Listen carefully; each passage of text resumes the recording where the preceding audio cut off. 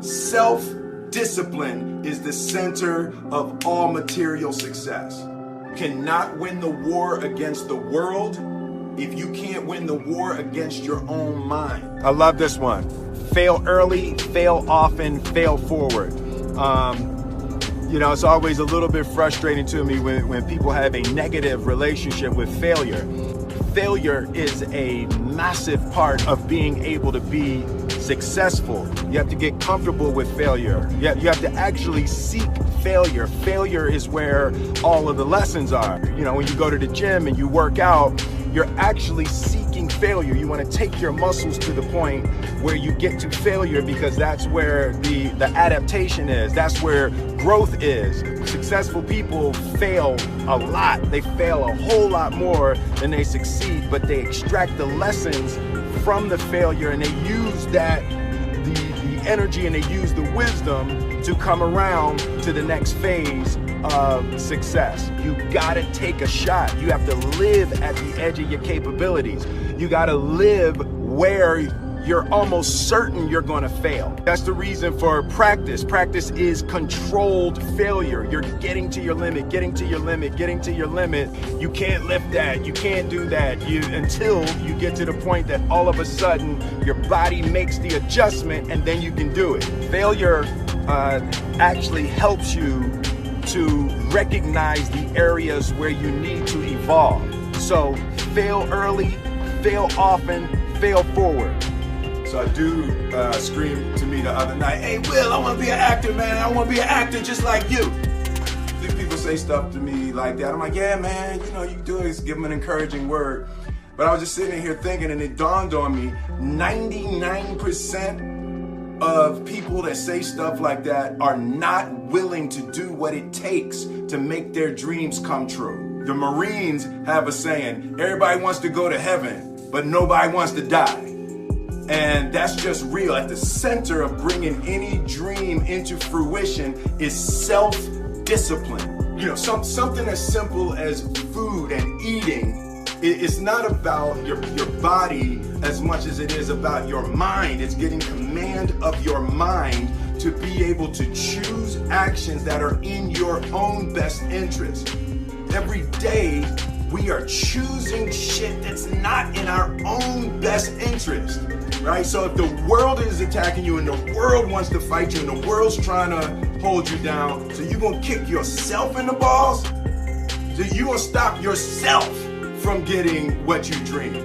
Self-discipline is the center of all material success. You cannot win the war against the world if you can't win the war against your own mind. The only thing that I can see, and you can never really look at yourself, the only thing that I see that is distinctly different about me is I'm not afraid to die on a treadmill, right?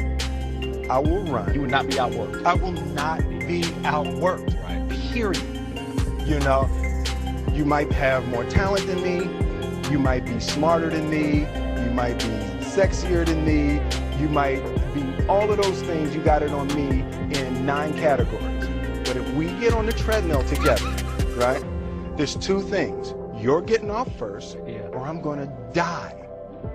It's really that simple, right? So let's go back to the question about what if people block me out. It's gonna be 2 options. Yeah. I'm gonna get back in, or I'm gonna be dead, right? It's like, you're not going to outwork me. It's such a simple, basic concept. It's the guy who is willing to hustle the most is going to be the guy that just gets that loose ball. He got 2. Ooh, God, he hustling, grabbed that one. That was going to be out of bounds, but he saved it back in. It's like the commodity that I see the majority of people who aren't getting the places they want or aren't achieving the things that they want in this business is strictly based on hustle. It's strictly based on being outworked. It's strictly based on missing crucial opportunities. I say all the time, if you stay ready, you ain't got to get ready. I believe that self-discipline is the definition of self-love. That when you say that you love yourself, that means that you have behavior towards yourself that is loving. It's like you say to yourself, hey man, look, I know you want to eat that pizza and it'll be really good, you know, but I can't let you eat that, man, because if you eat that pizza, you won't feel like shit, you know, and I love you too much to let you eat that. And I think the word discipline has kind of gotten a bad name. We think about it in terms of punishment. I'm not talking about discipline in that way. I'm talking about discipline in the sense that you forego immediate pleasure for the exchange of long-term self-respect. Self-love is, hey, look, I know you got a test on Monday, you know, and I know you really want to go out with your friends. It's Saturday night, you want to go out, but if you fail that test, you're not going to feel good about yourself. You know, I love you too much to let you go out tonight. Self-discipline is self-love. If you want to be happy, you have to love yourself, which means you have to discipline your behavior. The road to sustained happiness is through disciplining your behavior. And I learned very young from my parents, absolutely, that you don't try to build a wall. You don't set out to build a wall. You don't say, I want to build the biggest, baddest, greatest wall that's ever been built.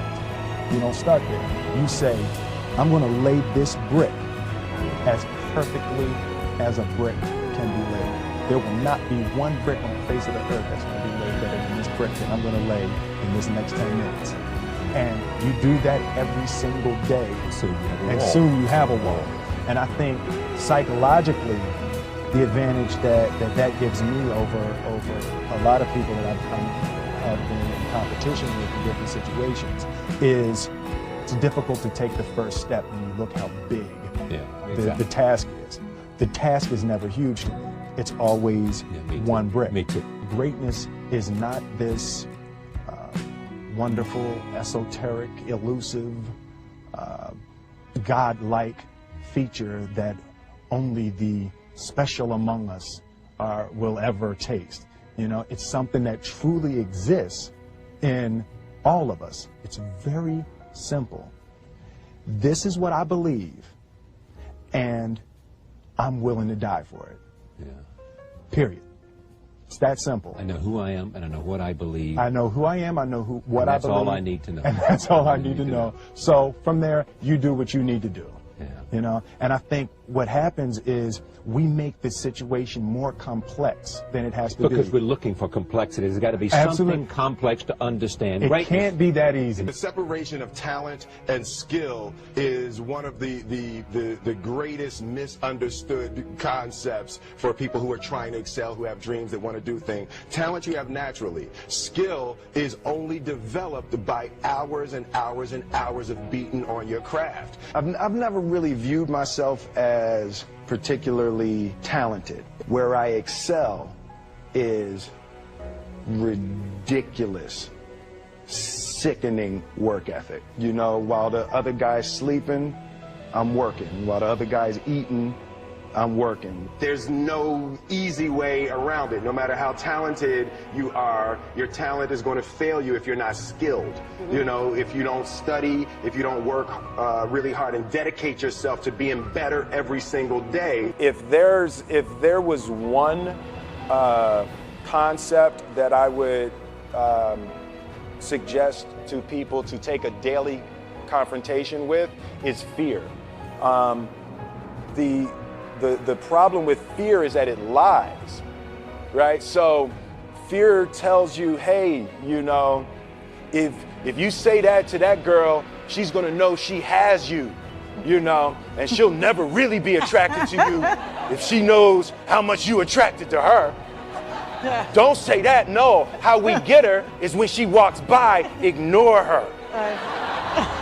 Right, it's a you know, it's like pump it on your shoulder. Fear tells you dumb shit like that, right?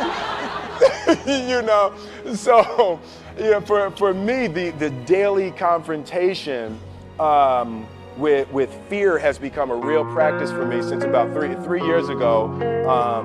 I went skydiving in Dubai, right? And skydiving is a really interesting confront with fear, right? So everything's normal. So you fly and you go up to 14,000 feet, and you notice there's a light. It's red and it's yellow and green, right? So right now the light's red.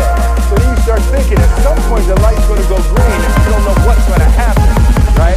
And you wait and it goes yellow, the light goes green, somebody opens the door, and in that moment you realize you've never been in a freaking airplane with the door open.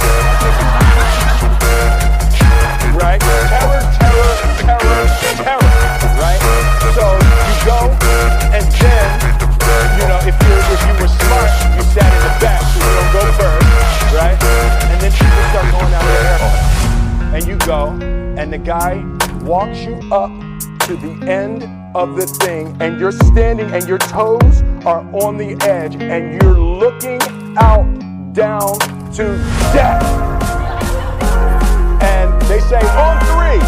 And they say, 1, 2. And he pushes you on 2 because people grab on 3, right? And you go, and you fall out of the airplane, and in 1 second, you realize that it's the most beautiful experience of your life. You're flying, right? It doesn't feel like you're falling, right? It's like you actually are kind of held a little bit by the wind.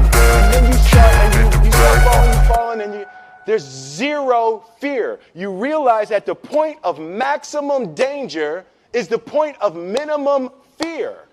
It's bliss. It's bliss. And you're flying. Right? And you're doing that. And then 20 seconds, 25 seconds, 40 seconds. And you have enough time to just kind of be like, oh, shit, that's that building. I saw like that one. Oh, you can see the ocean. Right? You start doing all of that. And the lesson for me was, why were you scared in your bed the night before? What do you need that fear for? Just don't go. Why are you scared in your bed 16 hours before you jump? Why are you scared in the car? Why could you not enjoy breakfast? What did you need that? The fear is fear of what? You're nowhere even near the airplane. Everything up to the stepping out, there's actually no reason to be scared. It only just ruins your day. You don't have to jump. And then in that moment, all of a sudden, where you should be terrified is the most blissful experience of your life. And God placed the best things in life on the other side of terror.